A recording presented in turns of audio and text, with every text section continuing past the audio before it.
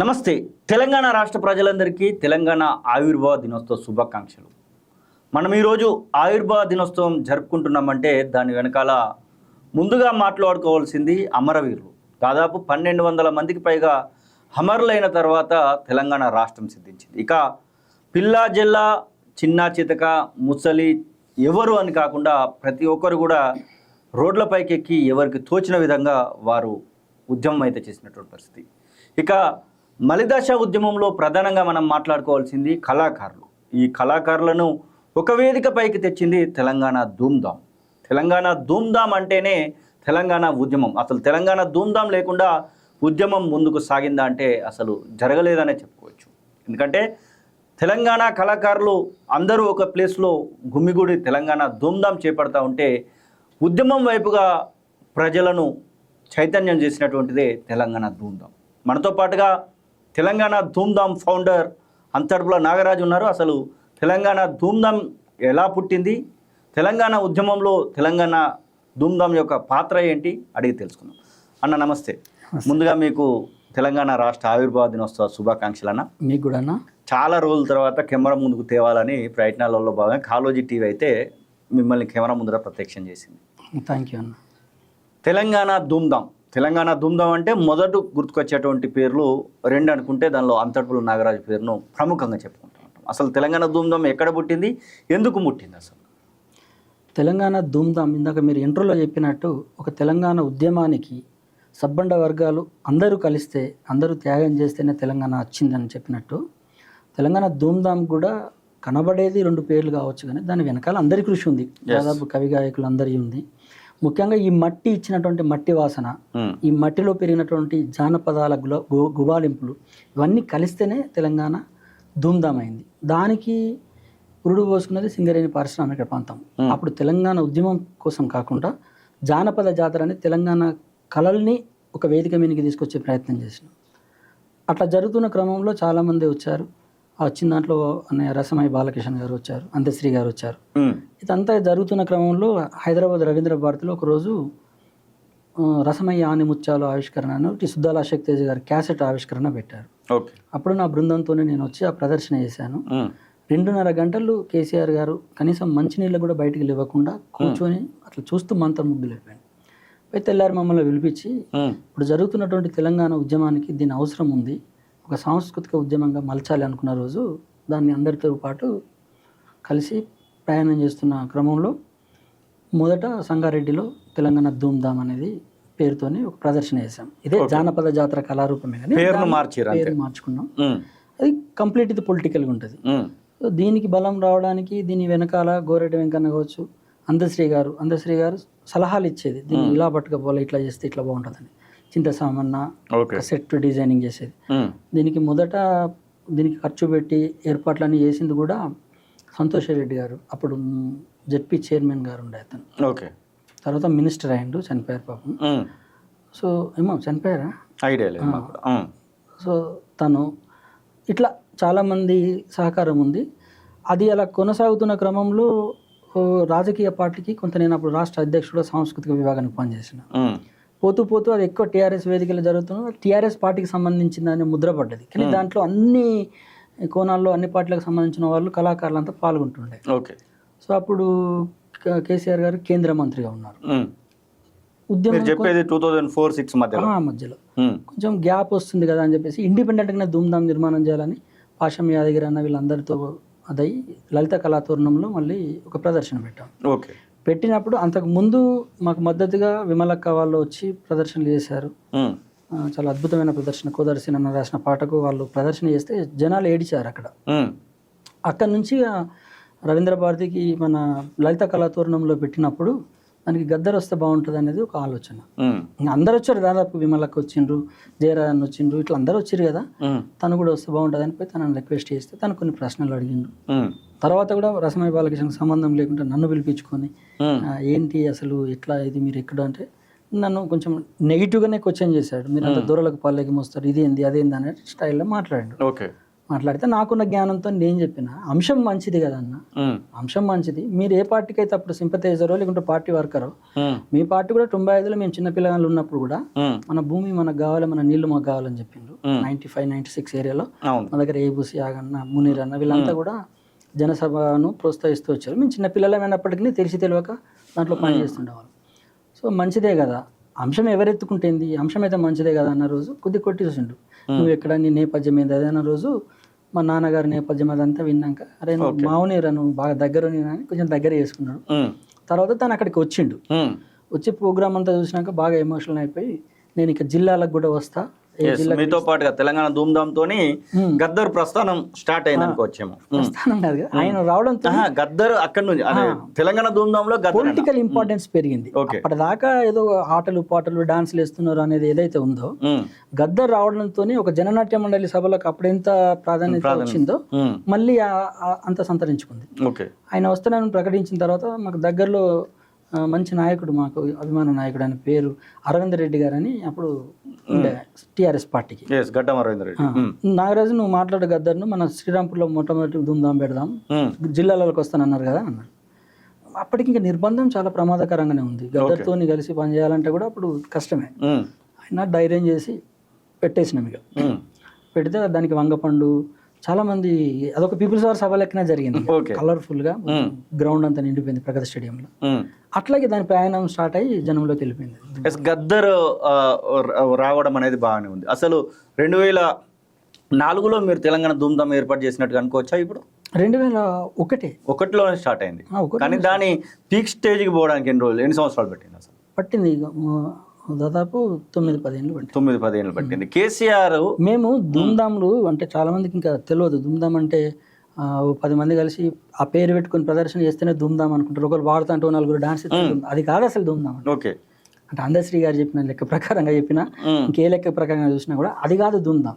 ధూమ్ధాం అంటే నీ జీవితాన్ని నీకు అద్దం ముంగట పెట్టి నిలబెట్టేటట్టు ఉంటుంది. మీరు కరెక్ట్ మా ధూమ్ధాం ప్రదర్శన కనుక మీరు చూసుంటే, మీకు గాలిని కూడా మోసుకొచ్చినామని పత్రికలే వార్తలు రాసినాయి. అంటే అక్కడికి వచ్చి గాలిని కూడా తీసుకొస్తాం, నీళ్ళని తీసుకొస్తాం. వేదిక మీద నీకు అన్ని పండుగలు వస్తాయి, అన్ని కులాలు వస్తాయి, మన ఈతలు వస్తాయి, అన్ని బాధలు వస్తాయి. అసలు ఇక ధూమ్ధాం చూస్తే కూర్చుంటే సినిమా చూసినట్టు ఒక 3 గంటల పాటు. అట్లా డాన్స్ కు డాన్స్ సపరేట్ ఉంటది, వృత్తి కళారూపం సపరేట్ ఉంటది. అంటే విప్లవోద్యమాల నుంచి వచ్చిన వాళ్ళు, మాలాంటి అమెచ్యూర్ ఆర్టిస్టులు వృత్తి యాచకులుగా అంటే జీవనోపాధి పొందుతారు. అదే కుల వృత్తి చేసుకుంటూ, అదే ప్రదర్శనలు చేసుకుంటూ వాళ్ళు కూడా వేదిక మీద ఉంటారు, ప్రదర్శనలు చేస్తారు. తెలంగాణ ధూమ్ధాం ఇట్లా ఉంటే బీఆర్ఎస్ అప్పటి టీఆర్ఎస్ పార్టీకి మీరు కల్చరల్ వింగ్ ప్రెసిడెంట్ కూడా ఉన్నారు, రాష్ట్రానికే నాయకత్వం వహించినట్టు. అవును. అసలు వెంటనే మీరు అటు నుంచి బయటికి రావాల్సినటువంటి అవసరం. బయటికి రావడం అంటే మేము మొదటి నుంచి కూడా కొంత లెఫ్ట్ ఐడియాలజికల్గా పెరిగిన వాళ్ళు. దాంట్లో తిరగకపోయినా పెరిగిన వాళ్ళు. దాంట్లో భాగంగా మేము కొంత ఈ గద్దరన్న వీళ్ళందరితో పాటు మాకున్న సాన్నిధ్యంతో వాళ్ళతో రెగ్యులర్ టచ్లో ఉండేవాళ్ళం. వాళ్ళు ఇంటర్నల్గా అంటుండేది ఎప్పటికీ, మేము దొరల నీళ్ళు కొడితే మీరు పల్లకిలో మోసుకొస్తున్నారు అదే అని అంటున్నారు. మేము ఏం చెప్పినాం, సందర్భం వచ్చినప్పుడు సామాజిక తెలంగాణ అంటాం, ముందైతే నడవని కథ అని అనుకున్నాం. అట్లా తెలంగాణలో ఉద్యమంలో మేము భాగస్వాములమై గట్టిగానే పనిచేసినాం. 2009లో కొంతమందికి కళాకారులకు ఉద్యోగాలు ఇవ్వాలి, కొంతమందికి టికెట్లు ఇవ్వాలని రాష్ట్ర అధ్యక్షుడిగా నేను ఒక లెటర్ ప్యాడ్ పెట్టి డిమాండ్ చేసినాం. ఎవరిని పెట్టారు, ఎవరిని డిమాండ్ చేశారు మీరు? కేసీఆర్ గారిని చేసాం. మీటింగే పెట్టాము. అప్పుడు అదే రోజు అంతకుముందు విజయశాంతి గారు కూడా పాటలు జాయిన్ అయ్యారు. ఆయనతో బాగా సన్నిహితం ఉండేది నాకు. డైరెక్ట్ మైక్ ఇచ్చి మీరు ఏదోటి చెప్పిపోవాలి సార్, అట్టిగా పోతే ఎట్లా అని అంతా కమెంట్ చేసేటట్టుగా ఉండేది. సో చూసుకున్నాడు, చెప్పిండు తప్పకుండా పరిశీలిస్తా అన్నారు అని చెప్పేసి మాకు టికెట్లు ఇవ్వలేదు. సో మేమేమనుకుంటున్నామంటే ఇక్కడ దాకా ఒక లైన్ వచ్చింది తెలంగాణకు, దీన్ని సామాజిక తెలంగాణ వైపు మళ్ళిస్తే బాగుంటుంది, ఇప్పటి నుంచో ఒక అడుగేసి పెట్టి ఉంచుదాం, ఎందుకంటే మంచిదే అని ఇంటర్నల్ గా మనసులో ఒక ఎజెండా ఉన్నది. కాబట్టి ఆ ఎజెండాని డైరెక్ట్ బయట పెట్టలేక మరి మా సంగతి మాకు తేల్చాలి కదా. మేము కుర్చీలు వేసుడు, కుర్చీలు మోసుడు, కుర్చీలు అడుగుడేనా, ఒకసారి కుర్చీలో కూర్చుంటాం అని ఒక ఐడియాలజికల్ గా మేము ఒక అడిగారు పెడితే అది కొంచెం గ్యాప్ వచ్చింది. దాంతో 2009 ఎలక్షన్లలో మాకు టికెట్లు ఇవ్వకపోవడం, చెన్నూరు టికెట్ అడిగినా నేను, ఇవ్వకపోతే రసమయ్య బాలకృష్ణ గారు, నేను, జిట్టా బాలకృష్ణ రెడ్డి అన్న, కేకే మహేందర్ రెడ్డి అన్న, సుహాసిని రెడ్డి గారు, ఉమ్. మేము 5గురం రిజైన్ చేసి బయటకు వచ్చినాం. ఓకే. బయటకు వచ్చిన దాంట్లో స్టేట్ ప్రోటోకాల్ మా ఇద్దరిదే. జిట్టా బాలకృష్ణారెడ్డి గారు యోజన శాఖకు అధ్యక్షులు ఉండే, ఓకే. సాంస్కృతిక విభాగానికి నేను మీరు అధ్యక్షుడు. అధ్యక్షులు ఉండే. మేము ఇద్దరం బయటకు వచ్చినాం. బయటకు వచ్చిన తర్వాత మాకున్న ఛాలెంజింగ్ ఏంది, ధూమ్ధామ్ బలాన్ని చూపించాలి. మీరు ఏ రాజకీయ పార్టీలోకి పోకండి అన్న, మీకు మా ధూమ్ధామ్ మద్దతుగా ఉంటుంది. ఓకే. సో మీతో పాటు మా ధూమ్ధామ్ పల్లె పల్లెకి పోయి ప్రదర్శనలు చేద్దామని చెప్పేసి అప్పుడు మేము ఇండిపెండెంట్గా చాలా పెద్ద ఎత్తున ప్రచారం చేసినాం. నెంబర్ 2 స్థాయిలోకి తీసుకొచ్చినాం వీళ్ళని. ఓకే. ఓట్ల పర్సంటేజ్ చూసినా ఏది చూసినా. ఇంత రాజకీయ పార్టీలు, ఇంత కేంద్ర అంటే జాతీయ పార్టీల నుంచి టికెట్లు పొందిన వాళ్ళు కూడా 4th ప్లేస్ 3rd ప్లేస్లోకి పోయిన సందర్భం కేవలం ధూమ్ధామ్ మద్దతు అంటే చేసి. ధూమ్ధామ్ను ఆర్గనైజ్ చేయాలంటే కాస్ట్యూమ్స్ కావాలి, ముందుగా ఎంతో కొంత పొట్టకు తినడానికి కావాలి, ట్రాన్స్పోర్టేషన్ కావాలి. దాంతో పాటుగా కనీసం ఒక 100 మంది లేనిది ఆ ధూమ్ధామ్కు పూర్తి స్థాయి ఫుల్ ప్లేజ్గా రాదు. ఎందుకంటే దానిలో మీరు చెప్పినటువంటి కళారూపాలైనా, మీరు చెప్పినటువంటి ప్రతిదీ 3 గంటల షో అది నడవాలంటే, ధూమ్ధామ్ నడవాలంటే 100-150 మందిని అకామిడేట్ చేయాల్సి. అసలు 150 మందిని అకామిడేట్ చేయడానికి అంతటప్పుడు నాగరాజుకు స్టెమినా ఉందా, ఆ శక్తి ఉందా? జిట్టా బాలకృష్ణారెడ్డికి శక్తి ఉందా? అసలు మీరు వెళ్ళినటువంటి ప్రాంతాలలో ఏమైనా చందాల రూపకంగానో లేకపోతే ఏదైనా మీకు ఆర్థికంగా భరోసా ఇచ్చేటువంటి పరిస్థితి అప్పుడు ఉండేనా? అయితే అక్కడ జరిగేది ఏంటంటే, మేము ఏ ప్రాంతంలో అయితే పెట్టాలనుకుంటున్నామో ఆ ప్రాంతంలో ఆ వాదాన్ని బలంగా తీసుకుపోయి తద్వారా ఎన్నికలలో రాణించవచ్చు, అవకాశం ఉంటుంది అనుకున్న వాళ్ళు కొంత స్టేజీ, మైక్ సెట్ అట్లాంటి అకామిడేట్ చేసేది. నా బృందం వరకు, ఎవరి గురించి నేను మాట్లాడాను, నా బృందం వరకు దారి ఖర్చులు తీసుకొని ఆ దారి ఖర్చులలో ₹1-2 మిగిలితే మనిషికి ₹50, ₹100 కంటే ఎక్కువ మేము ధూమ్ధామ్ ప్రదర్శనలు చేసి పంచుకున్నది లేదు ఇప్పుడు. అది కూడా అందులో ఎవరన్నా అత్యంత పేదవాళ్ళు ఉంటారు. అంటే ఇప్పుడు మంగళ షాప్ పెట్టుకుని ఆయన 2 గడ్డలు తీసుకుంటే బతుకుతాడు. అవును. ఆ రోజు ఇడిచిపెట్టి వచ్చిండు కాబట్టి ఆ 2 గడ్డల మనం పైసలు ఇచ్చుడు తప్ప మేము ఎక్కడ రూపాయి కూడా తీసుకోలేదు. తీసుకున్నట్టు ఎక్కడ అంటే చాలా మంది ధూమ్ధామ్ అంటే మీరు కోట్లు సంపాదించారు, లక్షలు సంపాదించారు, ధూమ్ధామ్లో పేరు మీద ఏమైనా అట్టిగా చేసిరా మీరు అంటారు కావచ్చు. సరే, అట్లా ఎవరైనా తీసుకుంటే తీసుకోవచ్చు. ఉన్నోళ్ళ దగ్గర తీసుకోవడం తప్పని కూడా నేను అన్నా. అవును. నేను తీసుకోలేదని తీసుకుంటోళ్ళని తప్పని నేను చెప్పగానే నేనైతే తీసుకోలేదు. తీసుకున్నట్టు ఎక్కడైనా ఆధారాలు ఉన్నా కూడా నేను జీవితకాలం రెడీగా ఉంటుంది నిలబడి. కాబట్టి మేము అట్లా ఉద్యమ స్ఫూర్తితో పనిచేసినాం. ఇక్కడ లేదు మంచికో చెడుకో కింద పడో మీద పడో పాపం రసమయ్య బాలకృష్ణ నిలబెట్టి బ్రాస్లెట్ తీసుకుపోయి అమ్మకొచ్చి దారి ఖర్చులు కూడా నేను తీసుకున్నా. అందులో లేదు అంటే నేను నాకుంటుంది ధూమ్ధామ్ మీద చేయాలనే ఉద్దేశం, ప్రజలకు ఏదో మెసేజ్ చేయాలని. పుట్ట పోసుకొని పెట్రోల్ పంప్లో పని చేస్తాడు వాడు పెట్రోల్ పోయాడు కదా. అవును అవును. ఇన్స్టాల్మెంట్ల మీద బండ్లు తీసుకొచ్చుకున్నాడు వాడు ఉత్తగా రాడు కదా. కాబట్టి కొన్ని ఖర్చులు తీసుకునేది. అయితే బయట జనాలకి ఏంటంటే మొత్తం దీన్ని టీఆర్ఎస్ పెంచి పోషించింది. ఎస్, టీఆర్ఎస్ కొంత అకామిడేట్ చేసింది, ఎందుకంటే వాళ్ళకి అవసరం కాబట్టి వాదం. అవును. కానీ దాని పేరు మీద పెద్ద మొత్తంలో డబ్బులు అయితే రాలేదు. అది ఊహాగానాలే. ఎస్, కొద్దిసేపు మీ కళారంగం గురించి పోదాం. అసలు మీరు చాలా పాటలలో హీరోగా ఫోక్ సాంగ్స్లో నటించారు. అసలు ఎప్పుడు మీ ప్రస్థానం ప్రారంభమైంది? జానపదాల వైపు, కళారంగం వైపు అంతర్పుల నాగరాజు ఎందుకు ప్రభావితమైంది? నేను చెప్పినట్టు ఒక 60 మంది 70 మందితోనే నా కళా బృందం ఉండేది. నా వృత్తి వచ్చేసి నాకు వీడియో కెమెరాలు ఉండేవి. నేను వీడియోగ్రాఫర్ను, పెళ్ళిళ్ళకు వీడియోలు తీసేది. సో మాకే ఒక చిన్న ఆలోచన వచ్చింది, అరే మన డాన్సర్లు ఉన్నారు, మేము సారంగపానన్న శంకరన్నలకు అభిమానులుగా కళారంగంలో మేము ఉన్నవాళ్ళం, మా వాళ్ళు కూడా రచయితలు గాయకులు ఉన్నారు. ఈ పాటలను అట్టిగా వదిలిపెట్టడం ఎందుకు, మనం పాటలను వీడియో తీద్దామని చెప్పేసి మేము వీడియో టేప్స్ ఉన్నప్పుడే ప్రయోగాలు చేసినాం. వీడియో టేపులు ఉన్నప్పుడే VHS క్యాసెట్ ఉండే. తర్వాత టెక్నాలజీ మారి కొంచెం సీడీలు వచ్చినాయి. అప్పుడే ఆ ట్రెండ్ కూడా స్టార్ట్ అయింది. స్టార్ట్ అయినప్పుడు మా పిల్లల్ని వేసుకొని మా దగ్గర ఉన్న కెమెరాలో పెట్టుకొని పాటలు షూట్ చేసినాం. ఇది సరిగా మా ఆడియోస్ నుంచి మొదటి నాకు పిలుపు వచ్చింది. నేను చేస్తానని అడిగిన, ఈ పాటలు మంచిగా ఉన్నాయన్నా నేను చేసిస్తాను మీకు ఒక సీడీ అని అన్నారు. మరి చేస్తే చేయగానే నేనైతే గింత ఇస్తా అంటే ఇంత ఇచ్చినా పర్లేదు, మా పిల్లల కోసం, మా ఊరు కనబడాలి, మా పిల్లలు కనబడాలి, నేను చేస్తా అని చెప్పేసి నేను చేసిన క్రమంలో కొంచెం లేట్ అయింది. నేను ఇటు పార్టీ ఆర్గనైజేషన్లో రాష్ట్ర అధ్యక్షుడు హోదాలో తిరుగుతూ అది కొంచెం టైం సెట్ కాలేదు. ఆయన ఒకరోజు సీరియస్ అయ్యండి, అటే పోయాను ఇంత అయ్యావు అసలు, లేకపోతే ఆ పాటలు వేరేటోళ్ళతో చేయించుకుంటాను అన్నాడు. అన్నప్పుడు నేను ఏం చేసిన అంటే, సరే మేమైతే ట్రయల్ షూటింగ్ అయితే చేసినామన్నా, ఇక షూటింగ్ ఈ మధ్య మొదలు పెట్టుకుంటాం అంటే, ఏది అసలు చూపియానంటే చూపించాను. ఇది ట్రయల్ ఎందుకు, ఇదే మంచిగా ఉన్నది, ఇదే ఇచ్చామంటాడు.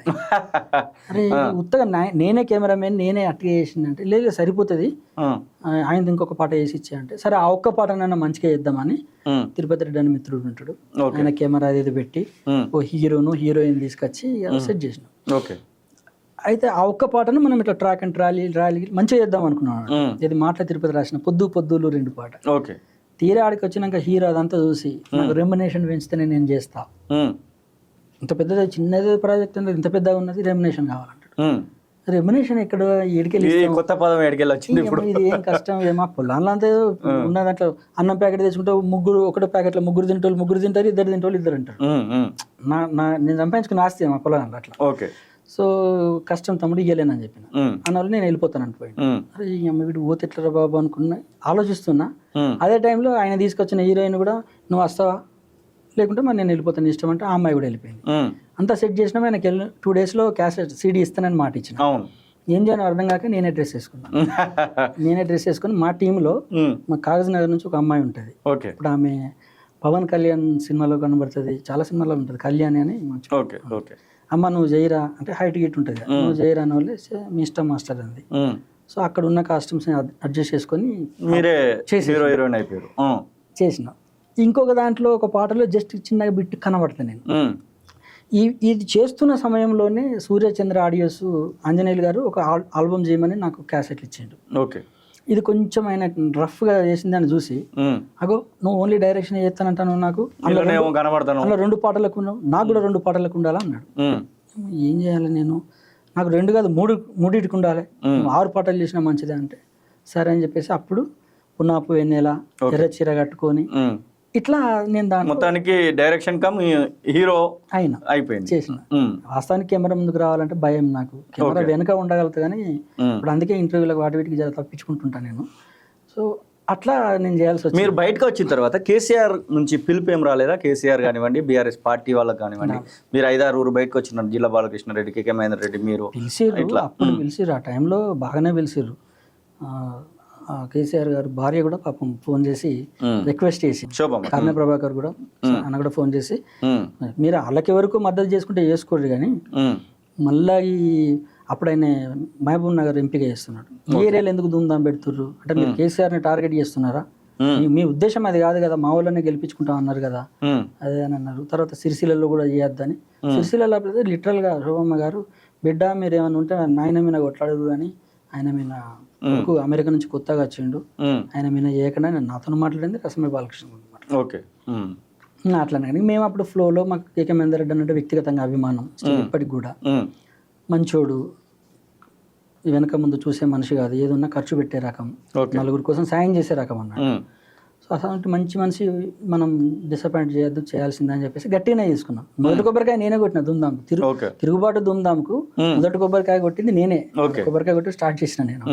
చివరికి 170 ఓట్లు 150 ఓట్లతోనూ మహేందర్ రెడ్డి, అది కూడా నేను లాస్ట్ మినిట్ లో నేను ఆదిలాబాద్ లో ఒకవేళ ప్రోగ్రామ్ కు నేను ఒత్తిడి చేసి తీసుకోపోకపోయి ఉంటే, సుహాసిని రెడ్డి గారి కోసం నేను తీసుకుపోకపోయి ఉంటే ఇంకొక 2 మండలాలలో ధూమ్ధాం చేస్తే అది కూడా ఉండపు తెలుసు. నేను ఇవి కూడా తీసుకోవాలని చెప్పిన, నేను ఇంకో 250-300 ఓట్లు పోస్టల్ ఎలక్షన్ ఉన్నాయన్న, వాళ్ళతో ఒకసారి మాట్లాడానంటే పోనీ నాగరాజు ఏమైతే కానీ అది నేనేం చేయను అన్నాడు. ఒకవేళ ఆ పోస్టల్ ఆ ఓట్లు ఇటు తెచ్చుకుంటే అయిపోయేది.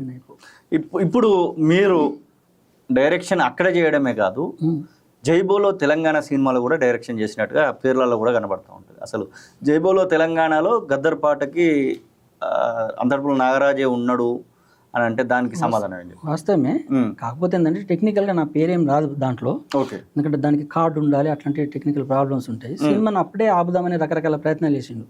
ఒక శంకర్ అని ఏంటంటే వ్యక్తిగతంగా నా మీద ప్రేమతోని, ఈ పిల్లాడు బాగా నష్టపోయి ఉన్నాడు, చాలా ఇబ్బందులు ఉన్నాడు, టాలెంటెడ్, ఈయన కొంత మన అవకాశం ఇవ్వాలనేది ఆయనకు మనసులో బాగా పడ్డది. పడి ముందు నాతో జర్నీ చేయి ఒక 2 పాటలకు, తర్వాత చూద్దామని చెప్పి ఫస్ట్ వరంగల్కి తీసుకెళ్ళినాను. వరంగల్కు అంటే ఇటు దరు ఎల్లన్న ఓ దిక్కు గద్దర్ అన్న, వీడు బాగా చేస్తాడు, ఫోక్ మీద బాగా పట్టుందని చెప్పడంతో ఆయన తీసుకెళ్ళాడు. తీసుకెళ్ళి ముందు కూడా చెప్పిన నువ్వు లేట్గా లేస్తావట, మరి షూటింగ్ 6 గంటలకే స్టార్ట్ అయ్యింది. అట్లా ఏం లేదు సార్, పని ఉంటే నేను పొద్దున్న లేస్తా, అదే అదొక నా మీద బురద చల్లాలనుకుంటే వాళ్ళకి అదొక అది, కానీ అట్లా ఏం లేదని చెప్పిన. Exact 4 o'clock ready అయిపోయేవాడిని. షూటింగ్ అని పోయినాం, ఆడ ఉన్నాం, క్రౌడ్ అంతా విపరీతంగా వచ్చింది. జగపతి బాబు గారు వచ్చిండ్రు, వాకింగ్ షాట్ ఇట్లా షాట్ పెట్టగానే మొత్తం జనం అంతా గుమ్మిగుండారు, అంతా ఏం అర్థమైతలే ఆయనకు. మళ్ళా అట్లా 2 షాట్లు అయిపోయింది, ఏం చేయను సార్కి ఏం అర్థమైతలేదు. నేను కొంచెం కల్పించుకొని చెప్పిన, అసలు అట్లా చెప్పొద్దు, బట్ ఆయన మీద ఉన్న ప్రేమతో, ఎందుకంటే ఆయన నిప్పంచు కదా, నేను ఎన్కౌంటర్ రప్పించాలి ఫాలోవర్ నేను. సార్ ఇట్లా బాబు గారిని పైన నిలబెట్టి కెమెరా పైన పెడదాం, ఎన్నో అంతమంది అని రాని సార్, మంది మొత్తం కింద ఉంటారు, ఆ బిట్ అక్కడ నుంచి చేస్తాం, పైన మనం అటు ఇటు జనాలకు ఎవరు రాకుండా అడ్డు కట్టేసినాం అనుకో, ఆరాంగా మనం ఆ బిట్ అంతా షూట్ చేసుకోవచ్చు. క్రౌడ్ కూడా బ్యాక్గ్రౌండ్ ఉంటారు, పిడికిలు పెట్టినా కూడా ఫోకస్ షిఫ్ట్ అనేది బాగుంటుంది. అదే ఇప్పుడు అన్నిట్లలో పేపర్ స్టేట్మెంట్లు అయినా కానివ్వండి, వాల్ పోస్టర్స్ అయినా అదే ఫోటో ఉంటుంది దాదాపుగా. సో అది తనకు నచ్చి కానీ అన్నాడు, చేసిన చెప్పి చేయించమన్నాడు. అంత పెద్ద ఆర్టిస్ట్ జగపతి బాబు గారు కూడా నిజానికి సినిమా వాళ్ళకి ఎట్లుంటుంది అంటే వాళ్ళకు బ్యాక్గ్రౌండ్ చెప్పి ఆడికి వచ్చి చేపిస్తే చేసుకోవాలి, కానీ అక్కడ టైం లేదు కాబట్టి అసలు నేను కొత్తని బచ్చగాన్ని కూడా చూడకుండా ఎట్లా చెప్తే అట్లా మాస్టర్ ఎలా అంటే మీరు గమనించండి, అందులో ఆయన వాకింగ్ స్టైల్ అంతా కూడా కొంచెం నా అంటే అంత క్యాచ్ చేస్తారు వాళ్ళు, మనం ఇట్లా అంటే ఇట్లా అంటారు వాళ్ళు, క్యాల్కులేటర్ కూడా ఉంటుంది. సో నేను శంకరన్నకు ఒక నమ్మకం ఉండే, దేశపతి సీన్ గారితో షూట్ చేశాడు, నాగరాజు, మన బాలకృష్ణ అన్న, తర్వాత జయరాజ్ అన్న, వీళ్ళందరినీ కెమెరా ముందు ఫస్ట్ షూట్ చేసింది నేనే. ఆన్ రికార్డ్ వాళ్ళని కెమెరా ముందు పెట్టి యాక్షన్ కట్లు చెప్పి ఫస్ట్ షూటింగ్ చేసింది నేనే. సో అవన్నీ చూసినాక ఆయనకు నమ్మకం ఉంది నా మీద. తర్వాత నేను ఆర్ నారాయణమూర్తి గారి సినిమాలలో చాలా సినిమాలకు సైడ్ డాన్సర్గా వెళ్ళి గమనించడానికి నేర్చుకోవడానికి వెళ్ళిన సందర్భాలలో ఉన్నాయి, నేర్చుకున్నా. అంటే తక్కువ టైంలో చేయటట్టు, బేసికల్ కెమెరామెన్ కాబట్టి కొంచెం ఎడిటింగ్ నాలెడ్జ్ ఉంది కాబట్టి చేసేస్తా కదా. సో అట్లా అవన్నీ దృష్టిలో పెట్టుకుని ఆయన నాకు ఇస్తే నేను చెప్పడంతో జగపతి గారు ఏం పెద్దగా నేను పెద్ద హీరోని అన్నట్టు కాకుండా ఫ్రెండ్లీగానే వండుకుంటే చేసిండు. నెక్స్ట్ డే మళ్ళీ షూట్, నెక్స్ట్ డేకు నాగరాజ్ ఎట్లా ప్లాన్ చేద్దాం చెప్పన్నారు, నేను చూసుకుంటా సార్ అన్న ఓవర్ కాన్ఫిడెన్స్ తో. చలో కానీ అన్నాడు. పాప చిన్న పాపను కూర్చొని మోడల్ దగ్గర కూర్చుంటే మనం చెప్తున్నాం చేస్తున్నాడు. సురేందర్ రెడ్డి గారు కెమెరామెన్, చాలా పెద్ద కెమెరామెన్, ఇంత కూడా ఈగో లేని కెమెరామెన్. అంటే దాదాపు ఒక కెమెరామెన్ కెమెరా తీసుకుని ఇట్లా పట్టితే వాళ్ళకు ఈగో అడ్డం వస్తుంది. అసొంటిది నేను డైరెక్ట్ ఎక్కి ఇట్లా పట్టుకుని కొంచెం ఫోకస్ చేస్తే కూడా ఏమనలేదు ఆయన, అంత ఫ్రీడమ్ ఉండే. అట్లా వాళ్ళ ప్రోద్బలంతో మనం ఆ పాట చేసినాం. దాని తర్వాత ఆయనకు పూర్తి నమ్మకం కలిగి మరి గద్దరన్న పాట ఎట్లా చేద్దాం ఏం చేద్దాం అంటే, ఆయన గోదావరి అలలు ఇటు తిరగాలి కదా. నేను చెప్పిన అదంతా తిరుగుడొద్దు, ఒకటే ప్లేస్ పెట్టుకుందాం, క్రౌడ్ డాన్సర్లను ఎక్కువ మంది పెట్టుకుందాం, డాన్సర్లను ఎక్కువ మంది పెట్టుకొని మనం అయిన స్టైల్తోనే చేపిద్దామని చెప్తే, నీ ఇష్టం నువ్వు ఎట్లా ప్లాన్ చేస్తే అట్లా అని చెప్తే నేనే అందరు డాన్సర్లకు పొడుస్తున్న పొద్దు మీద ఎన్ని రోజులు పట్టింది అసలు? ఒకటే పూట, రోజులు కూడా కాదు, ఒకటే పూట. 9కి 9:30కు షూటింగ్ స్టార్ట్ అయితే అప్పటికి పాటకు మీరు చేస్తున్నారని గద్దరన్నకు తెలుసా? తెలుసు, గద్దరన్న చెప్పిండు కదా. అంటే గద్దరన్నకే ఈ పాట అయితేనే చేయగలుగుతాడు నాకు. ఇంకొక సంగతి తన ఐడియా ఉంటుంది ఇట్లా ఇట్లా చేయాలని.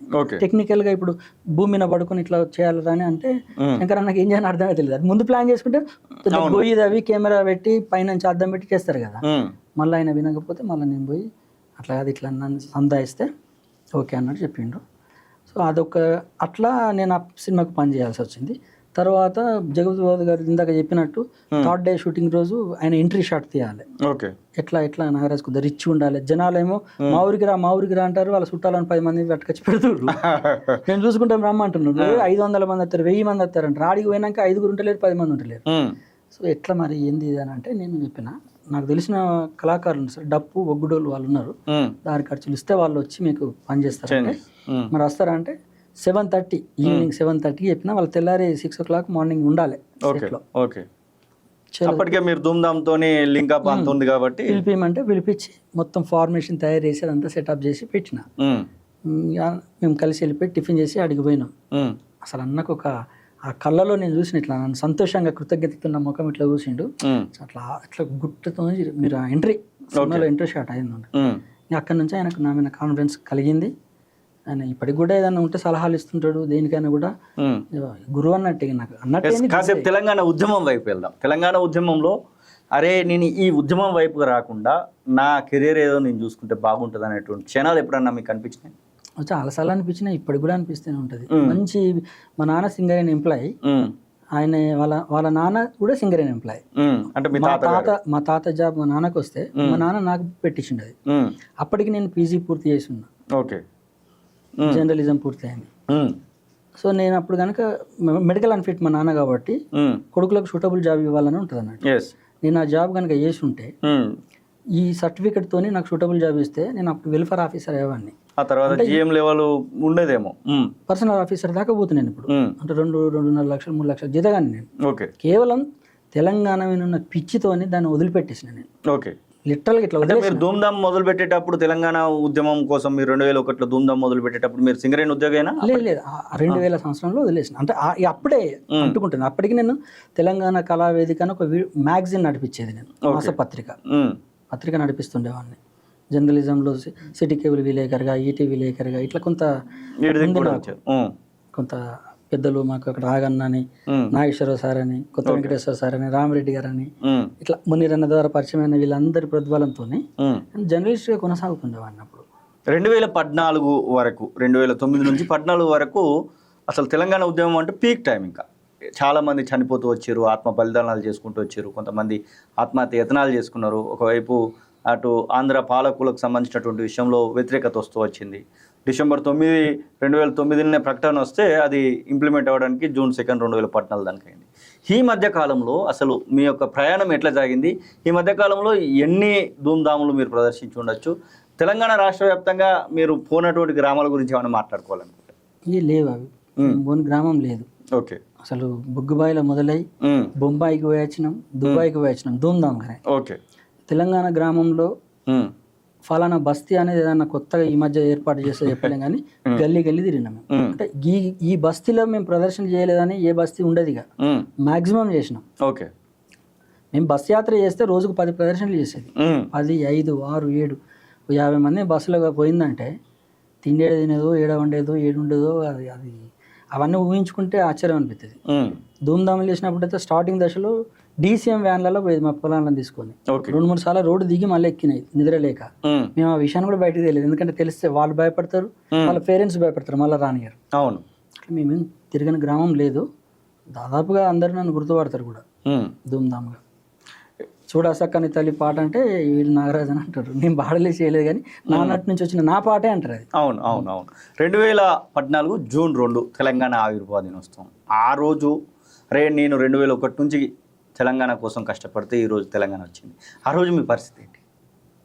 ఏమన్నా ఆ రోజు ఏం తెలంగాణ వచ్చిందో ఏమొచ్చిందో మాకు ఏం అర్థం కాలేదు. వచ్చిన రోజు మేము చెప్పినాం కదా, మీడియా పరంగానే చెప్పినాం.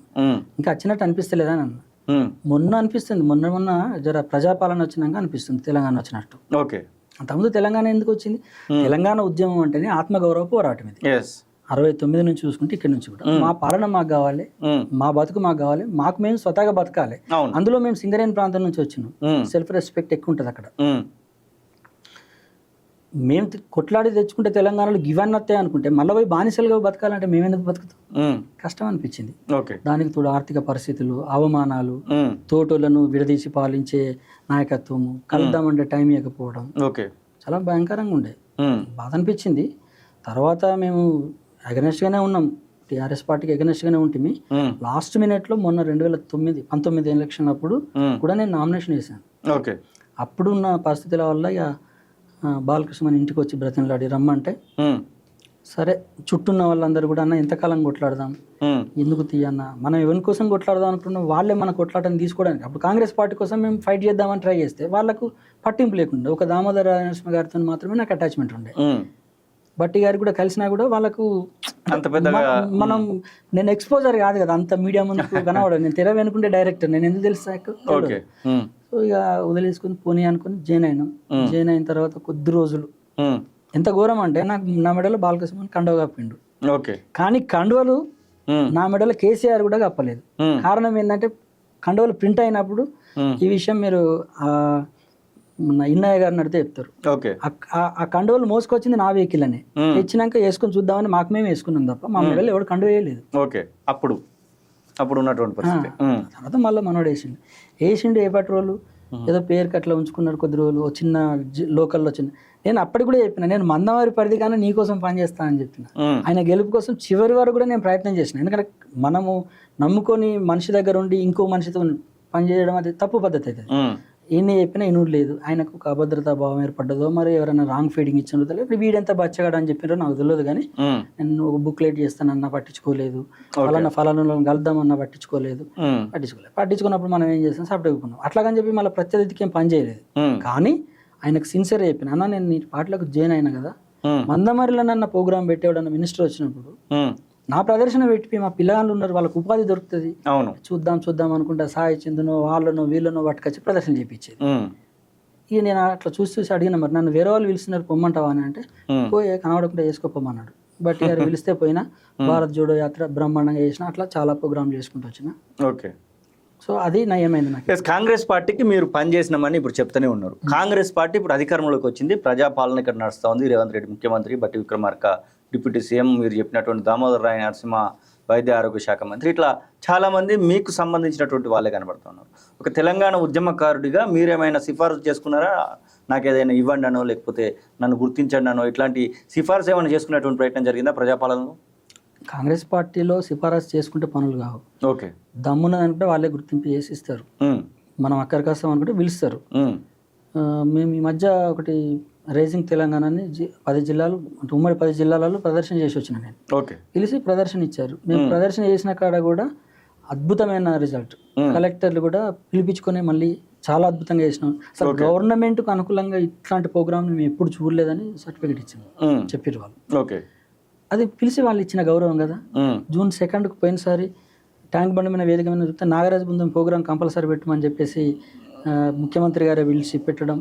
వర్షం వచ్చి ఆ ప్రోగ్రామ్ క్యాన్సిల్ అయ్యి మేము స్టేజ్ మీద వర్షంలో దడుచుకుంటుంటే దిగి వెళ్ళిపోయే వ్యక్తి కారు దిగి వర్షంలో వచ్చి మా అందరికి కలిసి సెకండ్ ఇచ్చి మళ్ళీసారి చూద్దాం నాగరాజు డోంట్ ఫీల్ అనుకుంటే వెళ్ళిపోవడం సంతోషం అనిపిస్తుంది కదా. అవును. ఇప్పటికిప్పుడు కూడా ఈసారి కూడా రాజ్భవన్ లో ఒక కార్యక్రమం ఉన్నది రమ్మని చెప్పేసి గౌరవంగా ఆహ్వానించారు. ఓకే. మేము కోరుకునేది ఇది సెల్ఫ్ రెస్పెక్ట్. మేము సంచులు ఇయ్యి అధికారం ఇయ్యి అని ఒకవేళ నువ్వు ఇస్తే దానికి తగ్గట్టు పని చేస్తాం. చైర్మన్ లేకపోతే ఇంకో పన్ను కనుక ఇస్తే ఇప్పుడు అడ్డమైన కూలీ లేక నెలకు ఇన్ని పైసల కోసం పని చేసుకుంటున్నాం. సరే అట్లాగని ఎవరికి పడతా వాళ్ళకి కాదు, కొంత మాకు ఐడియాలజికల్ గా నచ్చిన వాళ్ళతో పని చేస్తున్నాం. ఓకే. అదే పని మీరు ఇస్తే 24/7 దానికోసం పని చేస్తాం కదా. ఏం లేకుంటే నాకు ఇంత పని చేసిన వాళ్ళము. ఒకవేళ బాధ్యత కల్పిస్తే ఎట్లుంటది? గద్దర్ గురించి మాట్లాడుకోవాలి ఖచ్చితంగా. గద్దరు ప్రభావం మీ పైన ఎంత ఉందంటే మీరేం చెప్తారు? కేసీఆర్ని వదిలిపెట్టుకొని వచ్చి రోడ్డు మీద నిలబడి ఇంకా అంతకంటే ఏం చెప్తా? గద్దర్ కోసమే కదా. అంత అడుపుల నాగరాజు అంటాడు రాష్ట్ర అధ్యక్షుడిగా. కేసీఆర్ను వీళ్ళని నిందించడానికి నాకు అర్హత కూడా లేదు వాస్తవం చెప్పాలంటే. నేను ఎక్కడ పుట్టిన ఏం పెరిగినో తీసుకొచ్చి ఒక ఛాంబర్ ఇచ్చి రాష్ట్ర అధ్యక్షుడు 2 టర్మ్స్ ఇచ్చి గౌరవంగానే చూసుకున్నాను, అందులో ఏం డౌట్ లేదు. నాకు అన్ని రకాలకు కూడా కేటీఆర్ ఫస్ట్ వచ్చినప్పుడు కూడా మీరంతా కలిసి ఏదైనా ఒక యాక్టివిటీ చేయమంటే మహబూబ్నగర్ జిల్లా తీసుకొని పైలట్ ప్రాజెక్ట్ లెక్క ఓన్లీ ధూమ్ధాములు పెట్టి దానికి ఆయన గెస్ట్ గా తీసుకోపోవడం అన్నీ మేము చేసినాం. వాళ్ళు మనల్ని ఈ వాస్తవం చెప్పాలంటే నేను నిందించడానికి కూడా లేదు, చూసింది అట్లేం లేదు. తప్ప మధ్యలో వేరే వాళ్ళు చేయబట్టి రాజకీయాలు జరిగి ఏదైనా జరగవచ్చు. కానీ నాకు ఆ కేసీఆర్ గారి కంటే గద్దరే ఎక్కువగా ప్రేమించిన, గద్దర్ని చిన్నప్పటి నుంచి ప్రేమించిన. నా చిన్నప్పటి ఫోటో మా నాన్న నాకు గద్దర్ డ్రెస్ వేపించి ఫోటో తీపించిండు. మా నాన్నకు ఆయనకు బాగా సంబంధాలు ఉండేనట. నాకు మా నాన్న హాస్పిటల్లో పడ్డ రోజు పోయి కలిసిన రోజు, గద్దర్ పోయి ఆయనను కలిసి వచ్చిన రోజు తనే చెప్పిండు నాకు. ఎప్పుడైనా అరే నువ్వు దుర్గని కొడుకు రా అన్ని అట్లా అంత ఉండేది అన్నట్టు. అంత అభిమానం గద్దర్ అన్న అంటే. ఎప్పుడైనా అన్నాడా 2014 జూన్ 2 తర్వాత గద్దర్ అన్న ఎప్పుడన్నా అరే ఏం చేసిర్రా తెలంగాణ వచ్చింది కానీ ఏమో జరుగుతుందని అప్పుడు ఉన్నటువంటి ప్రగతి భవన్ ముందట కూర్చున్నటువంటి సందర్భాలు ఇట్లా కొన్ని ఉన్నాయి. అప్పుడు ప్రభుత్వానికి వ్యతిరేకంగా మాట్లాడుకున్నా కానీ కేసులు అవుతున్న సందర్భాలు అట్లా ఉన్నాయి. ఎప్పుడైనా బాధపడ్డటువంటి సందర్భాలు ఏమన్నా? చాలా సందర్భాల్లో బాధపడేది. నా దగ్గరకు వచ్చి నన్ను పిలిపించుకున్న రోజు నాకన్నా ఏం చేస్తున్నావు, ఎట్లా బతుకుతున్నారా అంటే ఎల్లదీస్తున్నామన్నా అంటే నన్ను అమ్ముకోరా రోడ్డు మీదకి వస్తాను, నన్ను నీ వస్తుంటే ఒక్కనికి ఉపయోగపడ్డా నాకు ఈ జీవితం జాలిగా, నువ్వు ఇక్కడ ఉండేంద్రా గిట్లు ఉండేంద్రా చలో నడు అని చెప్పేసి చివరి ఎండింగ్ 2 years మేము కలిసి గట్టిగా పనిచేసినాం. వాస్తవానికి బట్టి విక్రమార్క గారికి వీళ్ళందరికీ గట్టిగా నన్ను కలిపింది, రేవంత్ రెడ్డి గారికి కలిపింది కూడా గద్దర్ అన్నే. ఆయన నా వెనక నిలబడ్డాడు. నిన్ను నేను ఒక స్థాయిలో నిలబెట్టి చూపిస్తారా, నీ ఒక్కని మీద చూపించి నేను ప్రపంచానికి నేను చూపిస్తాను చాలా గొప్పగా చేసిండు. అంతకంత సాయం చేసిండు, అందులో ఏం డౌట్ లేదు. ఆయన చాలా గైడ్ చేసిండు. ఆయన మీద నాకు ఆ ప్రేమ ఉన్నందుకు ఆయన కూడా నాకు అట్లా నిలబడ్డాడు. ప్రభుత్వంలోని పెద్దలు తెలంగాణ రాష్ట్రంలో కాంగ్రెస్ పరిపాలన వచ్చిన తర్వాత ఎవరైనా పిలిచి నాగరాజు ఏంది ఎట్లా చేద్దామని అడిగినటువంటి దాఖలాలు ఏమన్నా ఉన్నాయా? ఇది సహజంగా కలిసినప్పుడు ఏదోటి మాట్లాడుతుంటాం అవి మనం బయటికి అంటే ఫలానా వ్యక్తి నాతో ఈ విషయం చర్చించండి ఈ విషయం చర్చించండి చెప్పలేం కదా. అవును. కాకపోతే జరుగుతూనే ఉంటాయి మాట్లాడుతుంది. మీరు ఒక కళా ప్రేమికుడిగా ఒక కళాకారుడిగా గద్దర్ అవార్డ్స్ని ఎట్లా చూస్తారు? గొప్ప అవార్డ్స్ అది. నంది అవార్డ్స్ స్థానంలో గద్దర్ అవార్డ్స్ పెట్టడాన్ని ఎట్లా చూస్తారు? ఇప్పుడు ఎట్లున్నదంటే సమాజం కూడా ఎట్లా అయిపోయిందంటే ఇప్పుడు పెట్టని తల్లి పెట్టకపోయా కానీ ఏదో అంటే ఇట్లా కొన్ని వస్తుంటాయి కదా.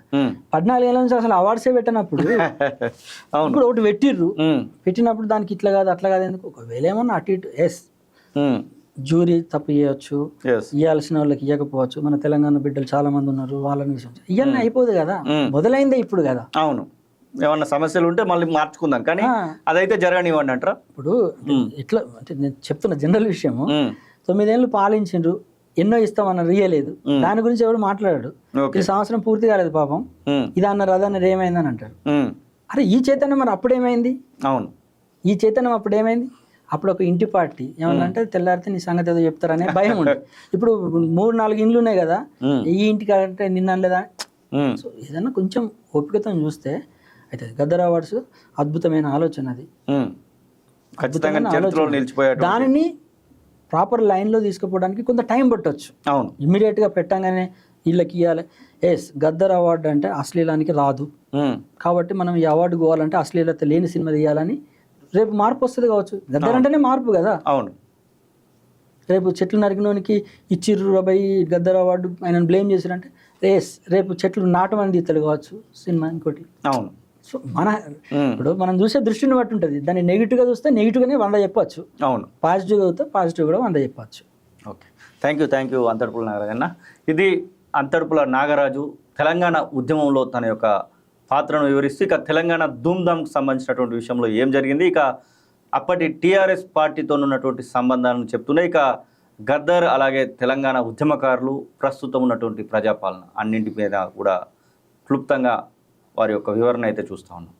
చూడాలి మరి 2025 జూన్ 2 కూడా రానే వచ్చింది. దాదాపుగా 11 ఏళ్ళ తెలంగాణ స్వరాష్ట్రంలో ఉన్నాం, కానీ ఇలాంటి ఉద్యమకారులకైతే ఇంకా న్యాయం జరగలేదనేది అయితే ఖచ్చితంగా నిజమనే చెప్పుకోవచ్చు. మరి చూడాలి ఇంకెన్ని రోజుల పాటు వీళ్ళ యొక్క వేచి చూపులు వేచి ఉండాల్సినటువంటి సమయం ఉందా అనేది. చూస్తూనే ఉండండి కాళోజీ టీవీ.